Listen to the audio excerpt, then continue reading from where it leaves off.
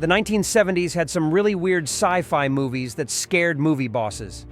Today we're looking at 10 strange space movies that big movie companies didn't want people to see.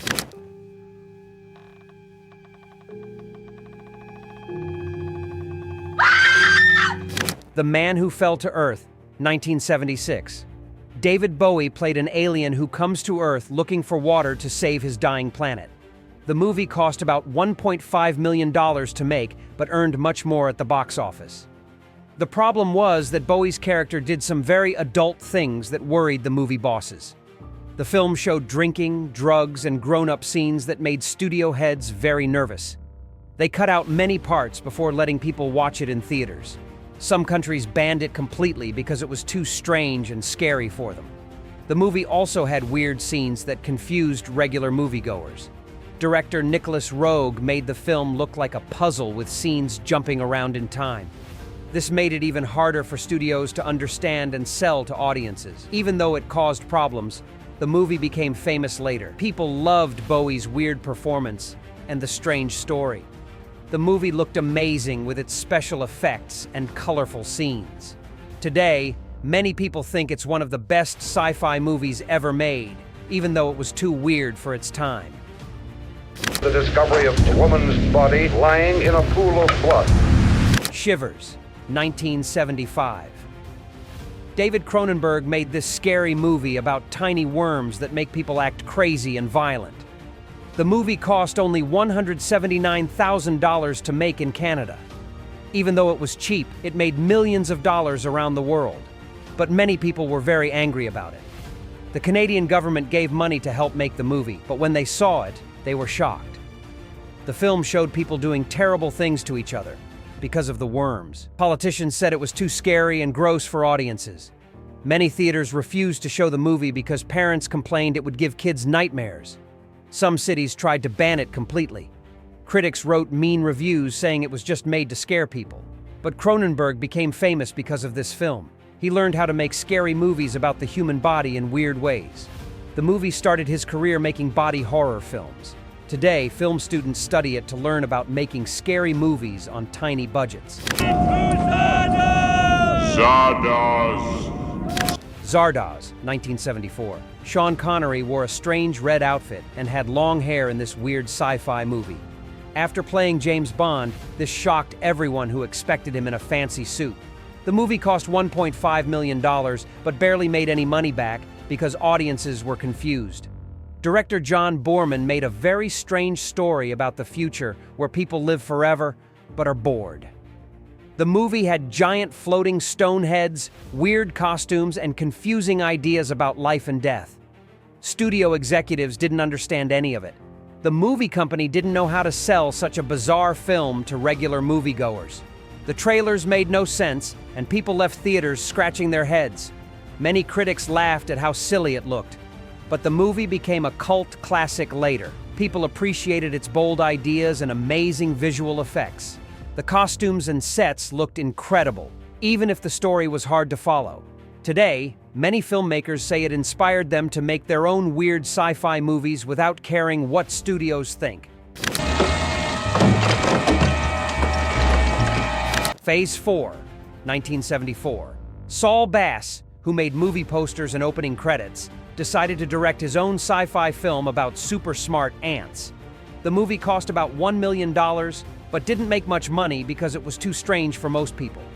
The story showed ants becoming intelligent and taking over the desert. Bass used real ants and amazing close-up photography to make them look scary and organized. But the studio executives were worried because there were barely any human characters to follow. The biggest problem came at the end. Bass made a long, weird ending showing the ants' victory, but the studio cut it out completely. They thought it was too confusing and would scare audiences away from theaters. The movie used incredible special effects and photography that had never been seen before.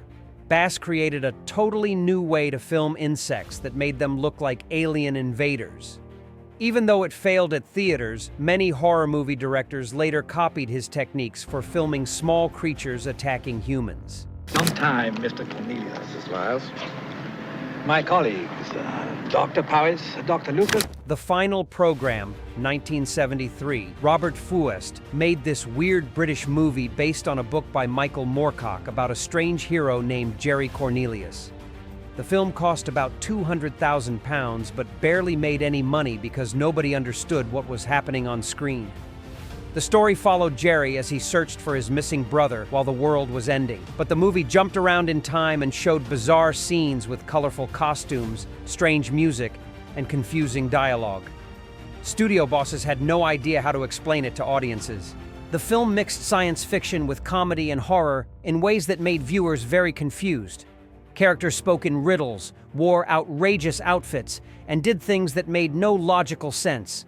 Many theaters refused to show it because audiences walked out during screenings. Distribution companies in America didn't want to buy the movie because they couldn't figure out who would want to watch it.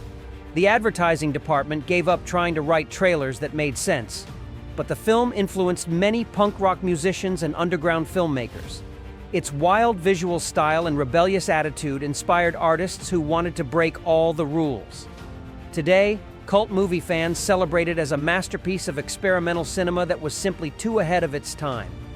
Fantastic Planet, 1973, René Laloux created this animated movie in Czechoslovakia about tiny humans living on a planet ruled by giant blue aliens called drags.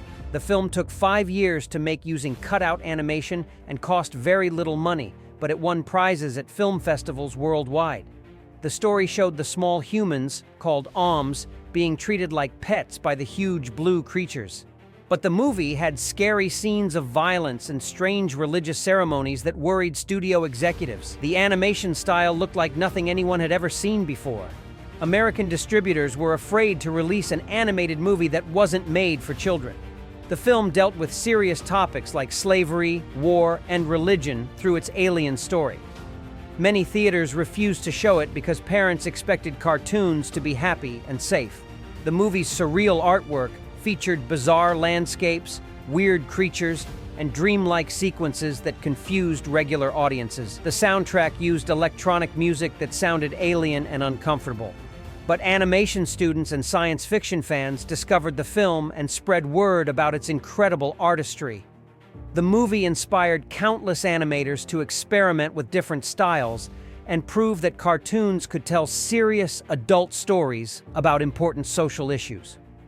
Rabbid, 1977. David Cronenberg made his second controversial movie about a woman who grows a strange spike in her armpit after plastic surgery goes wrong. The film cost $530,000 to make in Canada, but earned millions worldwide, though many places banned it completely. The story followed Rose, played by adult film star Marilyn Chambers, as she accidentally spreads a deadly disease by attacking people with her new body part. Cronenberg cast Chambers specifically to shock audiences who knew her from other types of movies. Canadian censors tried to stop the film from being shown because it mixed medical horror with violence in disturbing ways. Many countries cut out entire scenes or refused to release it at all. Religious groups protested outside theaters that dared to show it. The movie studio was nervous about Chambers' casting choice and worried it would hurt the film's reputation.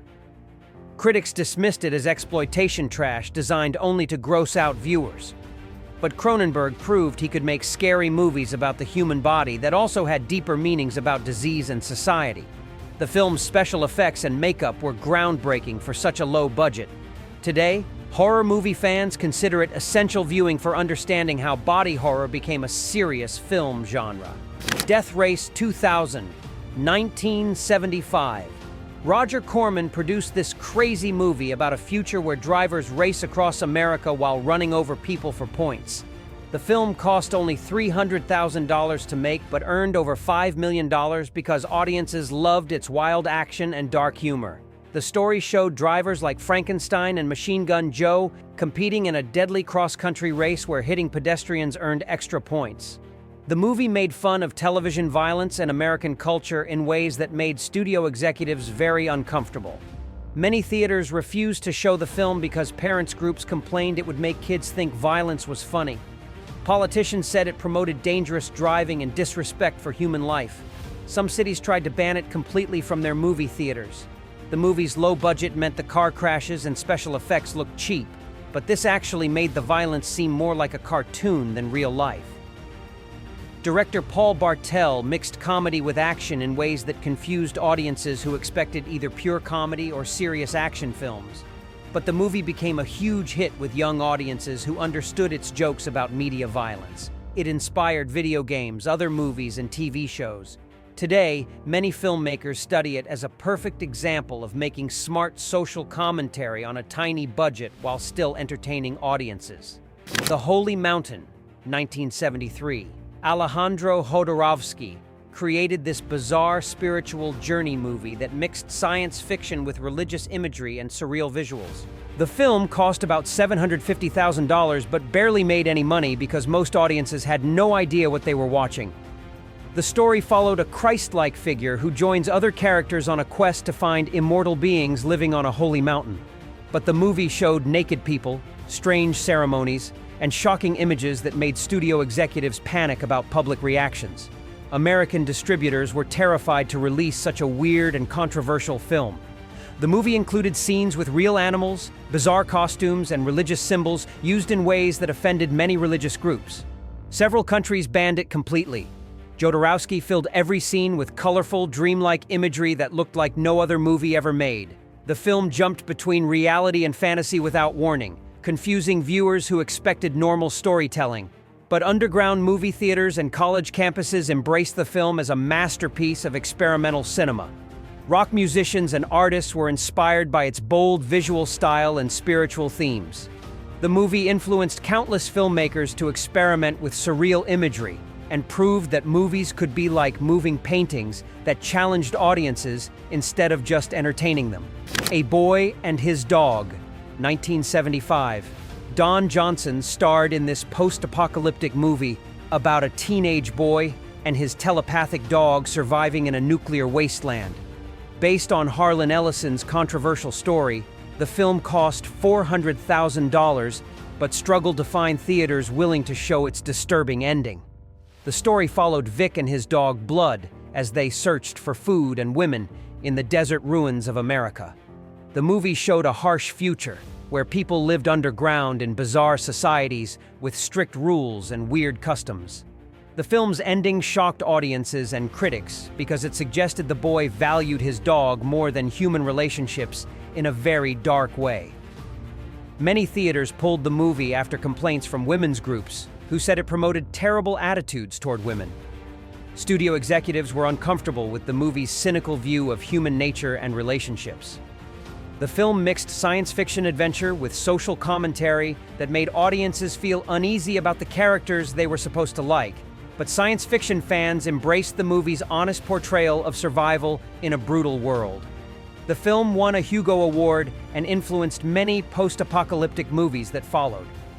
Today, it's considered a classic example of how science fiction can explore difficult questions about human nature and survival without giving easy answers to complex moral problems. These 10 films prove that the best sci-fi often comes from filmmakers brave enough to break the rules.